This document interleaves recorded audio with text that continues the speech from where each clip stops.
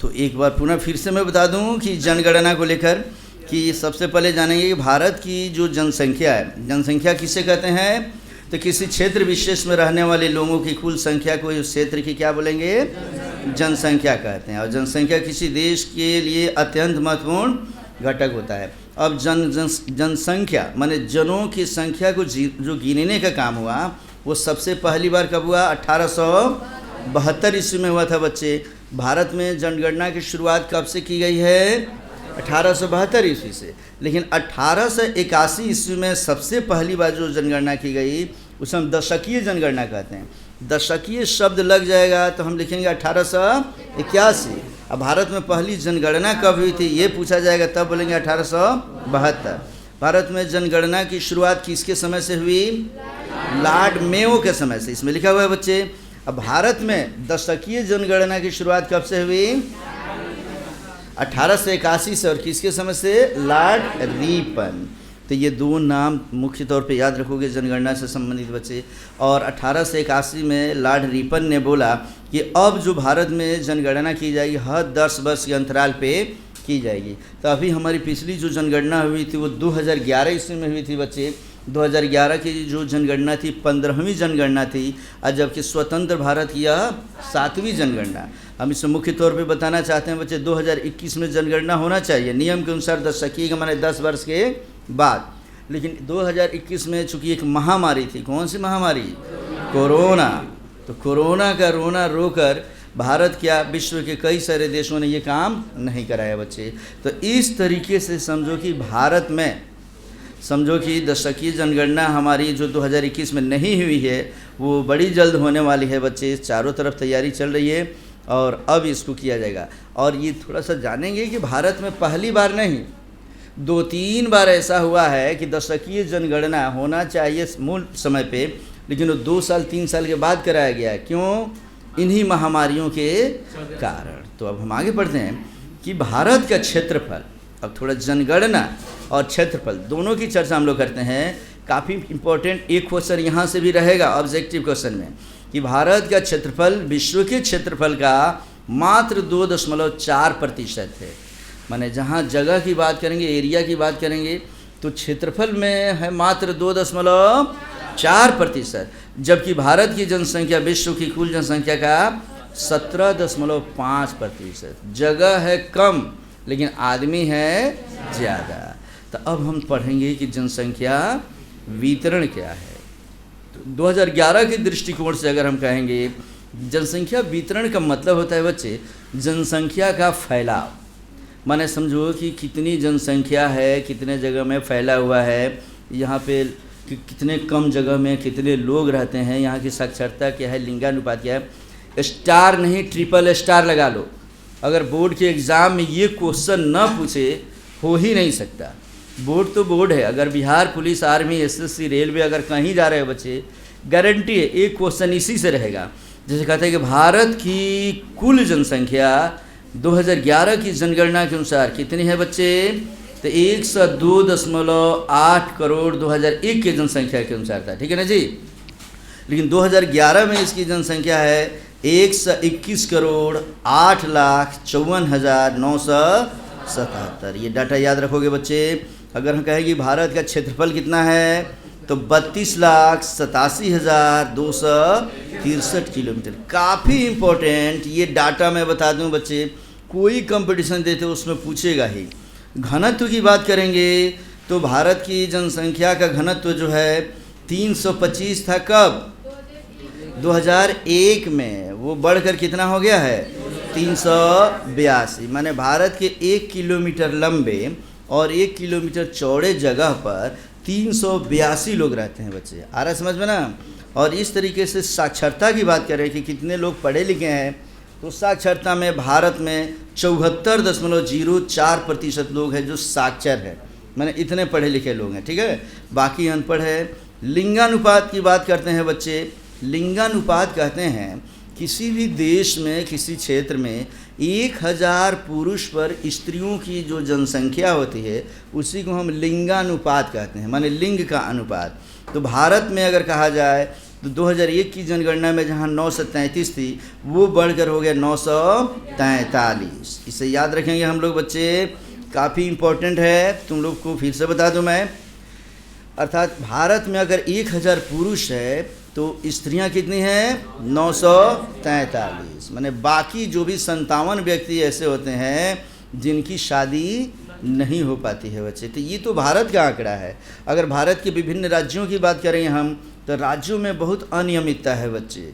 अगर हम केरला की बात करेंगे तो पूरे भारत में केरल ही एक ऐसा है, सब हम लोग पढ़ने जा रहे हैं, जहाँ स्त्रियों की संख्या पुरुषों से ज़्यादा है। अगर हम अपने बिहार की बात करेंगे तो बिहार में गोपालगंज जहाँ हम लोग पढ़ रहे हैं ये, तो गोपालगंज है जहाँ स्त्रियों की संख्या पुरुषों से ज़्यादा है। तो यहाँ के बच्चों को कोई टेंशन लेने की ज़रूरत नहीं है। लेकिन टेंशन वहाँ है बच्चे जैसे हरियाणा, वहाँ लड़कियों की संख्या इतनी कम है बच्चे, लिंगानुपात इतना कम है कि वहाँ बिहार से, उत्तर प्रदेश से और झारखंड के कोयलरी से कई लड़कियों को लेकर जाकर तब लोग शादी करते हैं। आ रहे समझ में? तो इस पर भी ध्यान देने की ज़रूरत है बच्चे। अब बात करेंगे वार्षिक जनसंख्या वृद्धि की। माने एक साल में जनसंख्या जो वृद्धि हो जाती है वह है 1.97 2001 में था, लेकिन वार्षिक जनसंख्या वृद्धि हो रही 1.64%। इतनी जनसंख्या हर साल ज़्यादा बढ़ते चली जा रही है बच्चे। दशकीय जनसंख्या की बात करेंगे, माने पिछले 10 वर्ष में जो भारत की जनसंख्या बढ़ी है वह बढ़ी है 17.7%। काफ़ी इम्पोर्टेंट, मैंने बता दिया, इस पे ट्रिपल स्टार लगा लेना है। और जब तक तुम्हारी नौकरी न लग जाए बच्चे, इसको देखना, कोई कंपटीशन नहीं होगा जिसमें जनसंख्या से संबंधित क्वेश्चन न पूछे। अब हम बात करते हैं कि भारत के 5 सर्वाधिक जनसंख्या वाले राज्य कौन है। माने जनसंख्या के दृष्टिकोण से भारत के 5 सबसे बड़े राज्य में सबसे पहले है उत्तर प्रदेश, 2 नंबर में आएगा महाराष्ट्र, 3 नंबर में बिहार, 4 में पश्चिम बंगाल और 5 में आंध्र प्रदेश। थोड़ा मैं यही बता देना चाहता हूँ बच्चे, जो किताब में है, जो डाटा है, वही हम लोग को चूँकि अध्ययन करना है।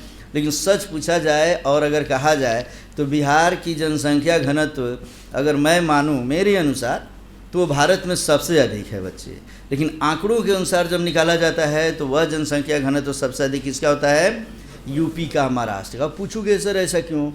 तो बिहार एक ऐसा राज्य है जहाँ के लोग निकल कर यूपी में भी बसे हैं, महाराष्ट्र में भी बसे हैं, पश्चिम बंगाल में भी बसे हैं। भारत का कोई स्टेट नहीं है जहाँ यहाँ के लोग नहीं चले गए। और जहाँ हम लोग चले जाते हैं बच्चे, जब जनगणना होती है तो वहीं अपना नाम गिनवा देते हैं, जिसका नतीजा होता है कि यहाँ की संख्या कम। इसी में आगे है, जनसंख्या बढ़ाने में आगे हैं हम लोग। आ रहा समझ में ना? संसाधन में पीछे हैं, लेकिन कोई दिक्कत नहीं, मेहनत कर रहे हैं हम लोग बच्चे। आगे हम पढ़ रहे हैं, भारत में जनसंख्या का असमान वितरण यहाँ की भौतिक, सामाजिक, आर्थिक तथा ऐतिहासिक कारकों के कारण है। याद रखेंगे, जनसंख्या का वितरण जब भी होता है तो वह समझ लो कि कई कारणों से होता है। ये लॉन्ग क्वेश्चन में हम लोग पढ़ने जा रहे हैं, जिसमें भौतिक कारक, माने जहाँ पे मान लो कि बहुत एक जगह बहुत गर्मी हो रही है और एक जगह का मौसम ऐसा है जो बहुत ठंडा है, और एक जगह का मौसम ऐसा है जहाँ न तो ज़्यादा गर्मी है न ज़्यादा ठंडा है। तुम लोग के पास पैसे हो जाओ रहने के लिए, मैं बोल दूँगी जाओ रहो, कहाँ रहना पसंद करोगे बच्चे? जहाँ न तो ज़्यादा गर्मी है और न तो ज़्यादा ठंडी है बच्चे। एक जगह आंधी तूफान खूब आता है, एक जगह खूब बारिश आता है, एक जगह बारिश आता ही नहीं है, और एक जगह है जो थोड़ा बहुत बारिश भी आ जाता है, हवाएं अच्छे चल रही है। तब हम लोग कहाँ रहना चाहेंगे? जहाँ हवाएं अच्छी लगे, जहाँ थोड़ी बहुत बारिश भी हो। अर्थात भारत में या विश्व की बातें करें हम बच्चे, व्यक्ति वहीं रहना चाहता है जहाँ भौतिक सुविधा से अच्छा मिले, सामाजिक रूप से किसी में भेदभाव न हो। बिहार की बात करेंगे तो बिहार में भेदभाव होता है कि नहीं जी? सबसे बड़ी कुप्रथा हमारे यहाँ की क्या है? जाति प्रथा। हर लोग हर मोहल्ले में जाओगे, एक अपने आप को बड़ा समझता है और दूसरे को छोटा। ये हमारी सबसे बड़ी कमी है बच्चे। आर्थिक, जहाँ रुपया पैसा मिलने लगेगा वहीं व्यक्ति रहना शुरू कर देता है। मेरा देख लो, जेडी सर के घर कहाँ? अरे सीवान, लेकिन पैसे मिलने लगे कहाँ? गोपालगंज। तो हमारा आश्रय कहाँ हो गया? गोपालीगंज हो गया। आज के डेट में लेक्चरर में हो गया मोतिहारी, तब सोचते हैं मोतिहारी ही व्यवसाय कर ले गया। दुनिया में आर्थिक स्थिति सुदृढ़ जहाँ होती है वहीं लोग रहना शुरू कर देते हैं। और बाकी इसमें से ऐतिहासिक कारकों के कारण भी। इतिहास में अगर फेमस हो जाएगा दिल्ली, मुगलिया सल्तनत से लेके बाकी पुरानी सल्तनत, मान लो महाभारत की कहानियाँ हस्तिनापुर नरेश तक, इंद्रप्रस्थ तक उसी से जुड़े हुए हैं। हम लोग चाहते हैं कि ऐसी जगह पर रहें जहाँ हमारा ऐतिहासिक मान सम्मान हो। बिहार से बड़ा ऐतिहासिक मान सम्मान कहीं नहीं होगा जी, जहाँ अशोका द ग्रेट का जन्म हुआ हो, जहाँ समझ लो कि चंद्रगुप्त मौर्य से लेकर समुद्रगुप्त से लेकर चंद्रगुप्त तक हो। तो इस तरीके से ऐतिहासिक कारक भी होते हैं जिसकी वजह से लोग कहीं रहना चाहते हैं। आगे हम बात करेंगे कि भारत के मैदानी भागों में सदैव ही विशाल जनसंख्या का सांद्रण रहा है। माने समझो कि एक जगह भारत के किसी क्षेत्र में जल ही जल हो, एक जगह पहाड़ हो, एक जगह मैदान हो। मैदान में थोड़ा बहुत जल भी मिल जाता है, थोड़ा बहुत पहाड़ भी मिल जाए, तो हम लोग कहाँ रहना चाहेंगे? मैदानी क्षेत्र में। वहाँ रहने में कोई दिक्कत नहीं होती है। तो कहते हैं भारत के मैदानी भागों में सदैव ही विशाल जनसंख्या का सांद्रण रहा है, क्योंकि यहाँ कृषि, परिवहन, औद्योगिकरण और नगरीकरण का विकास अधिक हुआ है। मैदानी क्षेत्रों में चूँकि अनुकूल परिस्थितियाँ होती है बच्चे, इसलिए वहाँ किसी प्रकार की कोई परेशानी रहने में नहीं होती है। वहाँ नगरीकरण भी हो जाता है, कृषि भी होता है, परिवहन भी कर लेते हैं हम लोग। और नेक्स्ट है कि भारत के महानगरों जैसे दिल्ली, मुंबई, कोलकाता, बेंगलोर, मद्रास आदि में उच्च जनसंख्या का सांद्रण औद्योगिक विकास और नगरीकरण के कारण है। मतलब समझो कि भारत में सबसे अधिक जनसंख्या अगर कही जाए तो कहाँ पे पाई जाती है? महानगरों में। महानगरों में क्यों पाई जाती है बच्चे?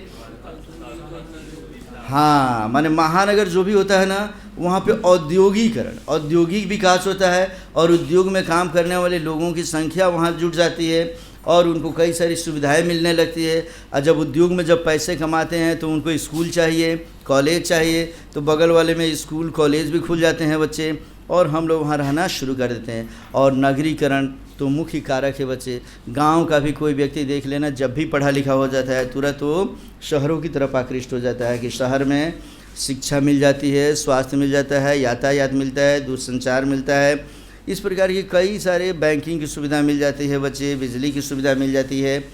तो ये सब सुविधाओं के कारण ही लोग कहाँ रहना चाहते हैं? नगरों में रहना चाहते हैं। तो इस तरीके से इतना टॉपिक कंप्लीट। नेक्स्ट अब हम पढ़ेंगे जनसंख्या घनत्व क्या है।